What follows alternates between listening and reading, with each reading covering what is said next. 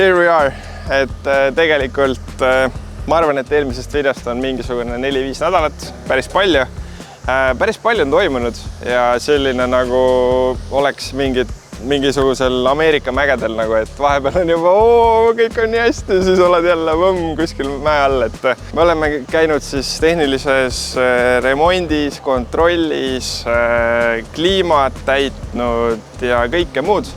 Aga videot alustaks võib-olla sellega, et mõned kommentaarid olid, mis silma jäid, et päris ägedaid oli ja tõsiselt suured tänud, et ma arvan, me ei oleks muidu siin, kui see video ei oleks sellist tagasisidet saanud, et teha siis uut videot. Keegi mainis videos, et peaks ikka õli kontrollima autodel. Ma võin vastu öelda nii palju, et kui sa nendel kõikidel autodel õli kontrolliksid kohe saabudes, siis see ei anna sulle midagi. Siis kui treileri peale sõidetakse, siis sul kahjuks on see õli juba seal mootoris otsas ja sul see mootor kokku ära jooksnud. Et kui ta siia maja ette saabub, siis piltlikult öeldes sa vaatad, mis tuled tal ees on ja hakkad nagu sealt lahendama. Siis kommentaarides oli üks tüüp, kes hakkas selle auto E65 kõiki tüüpvigasid ja kõike muud rääkima. Tänud sulle selles mõttes, et täpselt sinu e-maili aadressi oleks meil vaja, et tulevikus, kui meil selle autoga midagi ette tuleb, siis oleks nagu hea, kui on keegi lähedalt võtta, kes päriselt teab selle auto kohta. Keegi mainis seda GeForce'i embleemi. Jah, Tarmo sai sellega hakkama. Mind ka väga häiris personaalselt, et olgu ta siis ikkagi tõupuhas BMW. Keegi ütles, et 150 000 läbisõitu sellel autol on impossible. Nagu ma mainisin, siis tegelikult seda sai kontrollitud avalikest kohtadest. Lisaks ma tahaksin öelda, et selle autoga sai hetk tagasi käidud United Motorsis ja sellel autol on full esinduse ajalugu kuni 2015 aastani, kui ma ei eksi. Ja 2011 aastal oli see läbisõit kuskil 80 000 juures. Dokumenteeritud remondid, garantiijuhtumid enne seda. Ma ikka usun seda läbisõitu lühidalt. Nüüd hakkame siis remontidest rääkima. Natukene siis remontide kohta, et meil on oma partner, kes vaatas selle auto niimoodi otsast lõpuni läbi üle. Igasuguseid erinevaid pilte teile siia videosse. Auto põhjast, siis kapoti alt. Lühidalt siis see auto, jah, kindlasti saab seal veel remontida, aga üks asi, mis oli tuvastatud, oli siis klapikambri kaane tihendileke. Ja siis sisuliselt, et seda klapikambri kaant vahetada, siis sa saad BMW-st osta endale mingisuguse tihendite kiti. Ma ei tee nalja, see tihendite kitt oli nagu selline suur pappkast, paksult tihendeid täis. Need me tegime ära, küünlad tegime ära, õli tegime ära, veermikus olid mingisugused õõtsad, lihtsalt need kummid nii-öelda ära ajaga vananenud, jälle pildid videosse juurde. Ja umbes nii läks, et selles mõttes võib kenasti öelda, et kuskil 20% auto hinda on nagu sellega juurde tekitatud. Ehk siis tehniline seis on hetkel selline, et selle autoga on nüüd nagu üsna turvaline juba liikuda. Siis, kui auto remondist kätte saime, siis oli juhuu, ma ei tea, palju siit näha on, aga tegelikult seisis 2 päeva ja siis Marko tegi detailingut, siis oli meil uus probleem. Siis meil, see on nii peidus, okei. Igatahes, siin on aku. Ma luban teile, et see on nüüd vahetatud. Okei, see on vähe nästi, et siia see kile peale jäeti. Veidi. Mind ka häiriks. Miks nagu? No jah.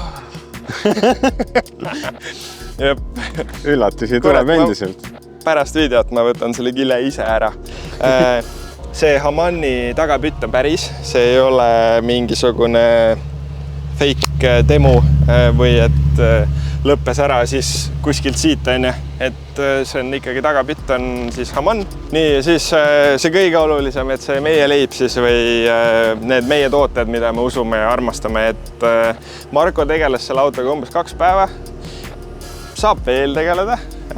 Väljad on meil puutumata, aga auto on nagu niimoodi tehtud kriimu vabaks, et on hoitud siis seda, et saaks veel poleerida.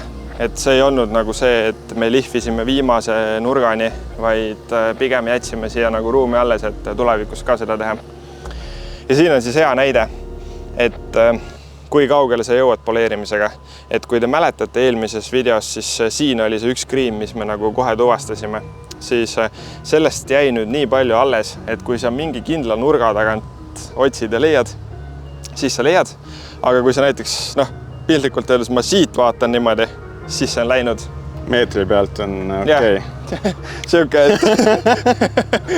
Ülejäänud auto on parem. Ja siis, et mine 10 meetrit kaugemale ja siis vaata ilma prillideta. Ja öösel vihma käes ja mis iganes. Aga ei, mina olen väga rahul, et ma olen nagu siiralt õnnelik, et see auto on sinna maale jõudnud.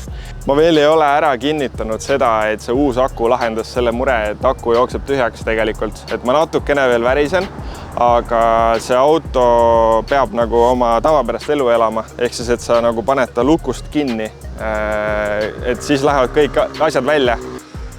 Et see on meil hetkeseisuga veel testimata, aga me jõuame selleni. Autol on üks asi, mis on nagu pinnuks silmis või kuidas öelda. Et aga siin oleks meil teie abi vaja. Et mina hetkel kohe välja ei mõelnud. Esiteks on see, et jah, ma tean, et need väljad peab taastama.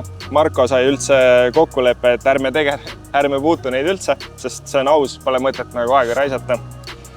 Kobrutab kõik muu, täpselt sama nagu eelmises videos. Keegi on neid lihtsalt ebakvaliteetselt värvinud. Ometigi minu arust on need ilusad väljad, kui nad oleks nagu sellised, nagu nad peavad olema. Aga mis lisab nagu keerukust, on see, et ta on siis nii-öelda see shadow line, kui me nii võime nimetada.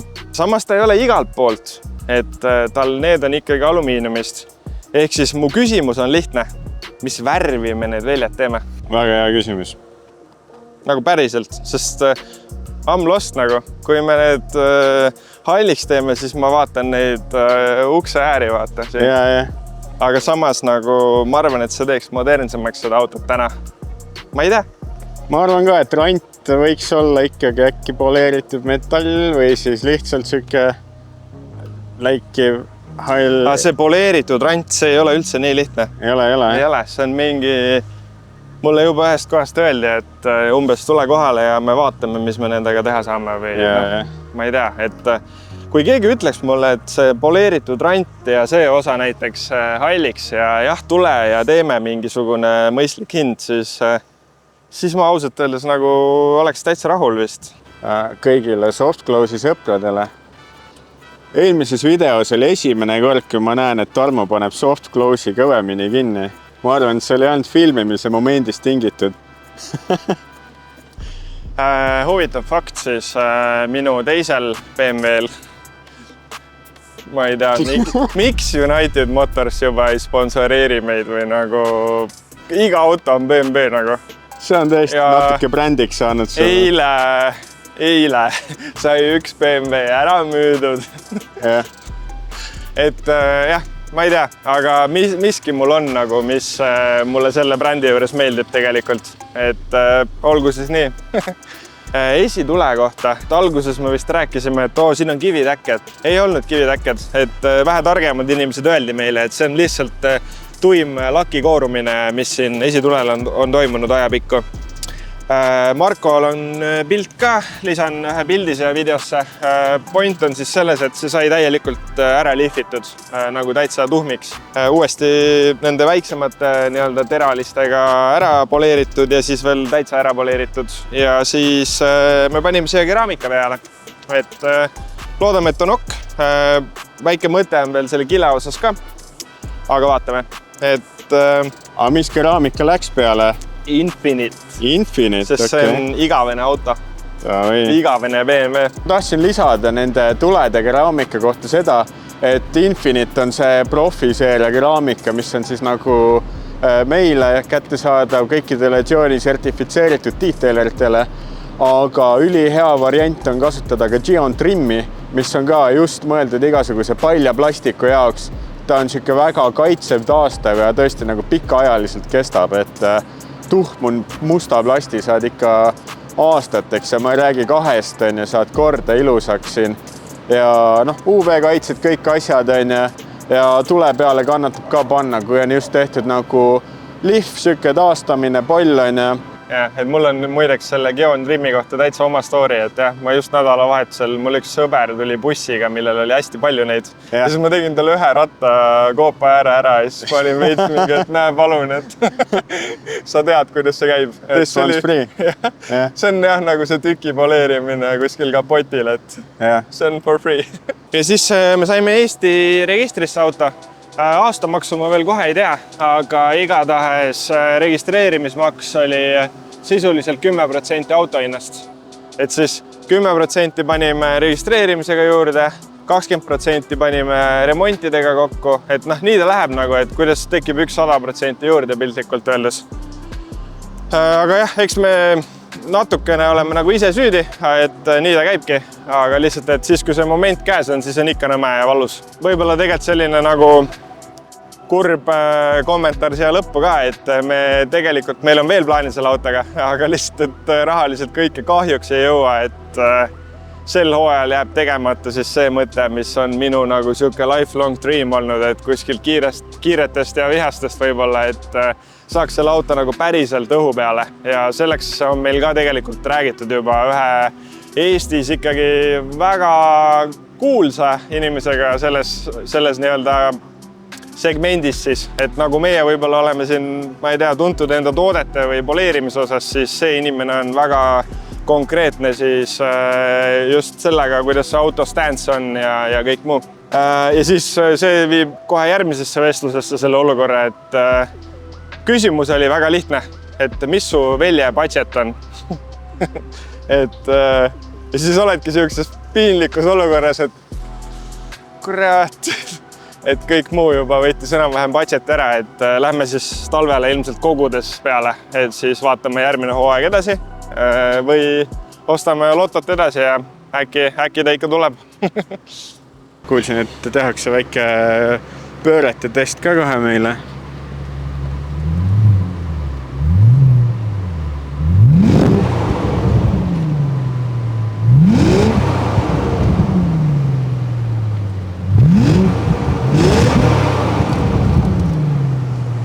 Üks jama on, kuule. Mis sul ära põles nüüd? Liiga vaikne on.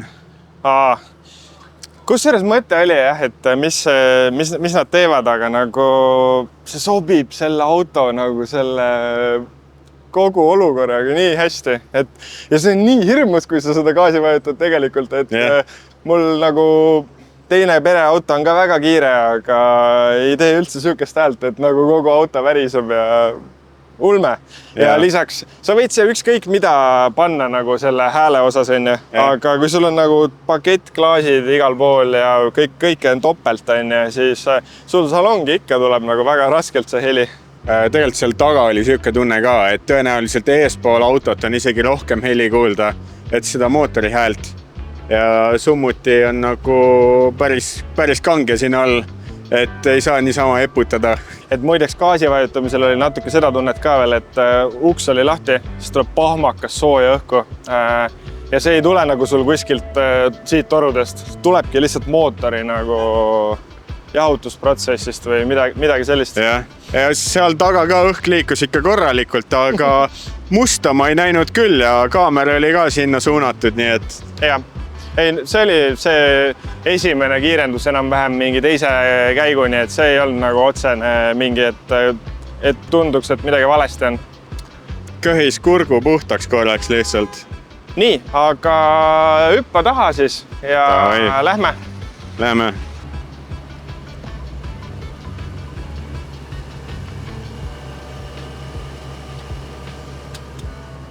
Istume siis taha.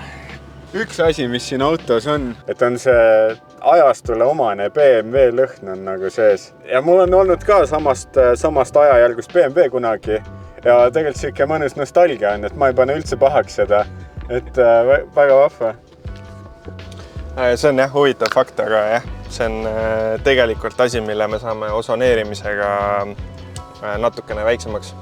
Aga sul on õigus jah, ma olen täitsa nõus sinuga, et minul on ka see kogemus olemas ja kusjuures naljakas, aga siis, kui ma Rasmusega sõbraks sain peaaegu 10 aastat tagasi, siis tegelikult Rasmusel oligi E39 või? 39 oli hea. Tegelikult täitsa igatsen seda autot, head mälestused on. ja see on ju tegelikult täpselt sama ajastu, mis see auto. No täpselt. Et E39, noh, aasta on vist oli erinevust nendel autodel, aga jah, see on siis nagu generatsioon uuem veel tegelikult. Siin on jah see uus disaini keel juba veits sees minu arvates, et mis tänaseks võib-olla enam väga uus ei olegi, enne. ei ole jah. Nüüd on veel paremad mõtted olnud BMW disaineritel. Oo jaa. Aga kuhu härra soovib siis? Kas jahutus on juba sisse lülitatud või aitan teid? Ei ole kahjuks jahutus järel. Väga kahetsusväärne. Sealt saad panna muidugi. Tegelikult saaks soojendusega panna korraga, aga praegu ei hakka panema. Täna on üks suvepäev Eestis. Tegelikult selle kunagine miljonärist omanik tõenäoliselt mängis golfi päeval või sõitis kuskil mere peal oma jahiga. Nüüd läheb selliseks blooperiks, aga tegelikult kui ma United Motors siis seda ajalugu nagu küsisin ja siis rääkisin seda lugu ja kõike muud, siis inimene, kes mul vastas oli ka veits, et mingi 760i. Et see oli ka nagu esinduse töötaja jaoks selline, et keegi on õige auto ostnud või. Ja lisaks veel, et sellel autol ei olnud tüübikinnitust. Et ma saan aru, et see tüübikinnitus nagu sõltub piltlikult öeldes, kas sul katuselukk on või mitte. Aga nagu me oleme maininud, siis tegemist on sisuliselt 25 aastat vana autoga, eks? Et kui sul ei ole ühtegi sellist autot Eestis nagu selle tüübikinnitusega varem olnud, siis noh, natuke paneb ikka mõtlema, et vau, et see ongi nagu päriselt eriline. Et minu jaoks on jah, see täielik nagu dream, et ma kindlasti ei oska seda videosse välja anda ja nagu öelda, aga can't get much better than this, ütleme nii.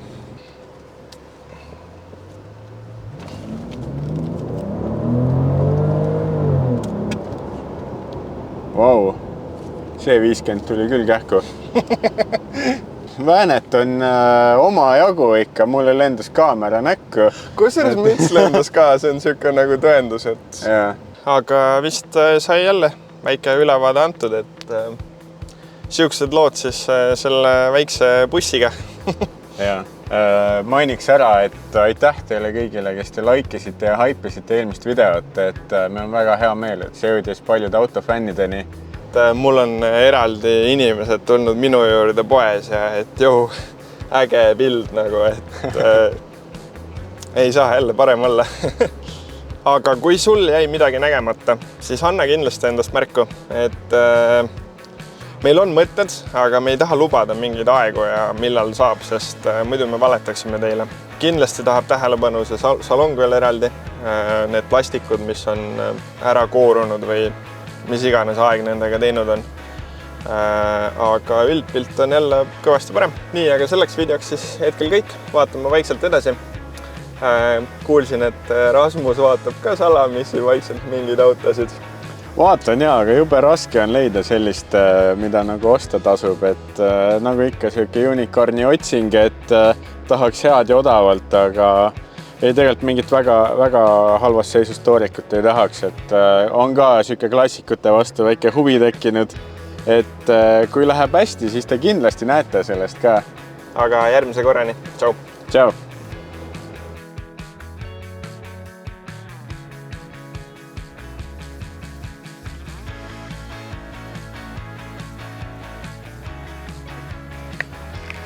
Nii, autojuht on mind lahkesti toonud siis AutoChoice, mis on väga hea koht, kus olla. Lähme välja. Bemmi parim hääl. Kunagi ei tea, kes on väike asi või väga suur. Jaa, alati jääb korraks süda seisma. Kes teab, see teab.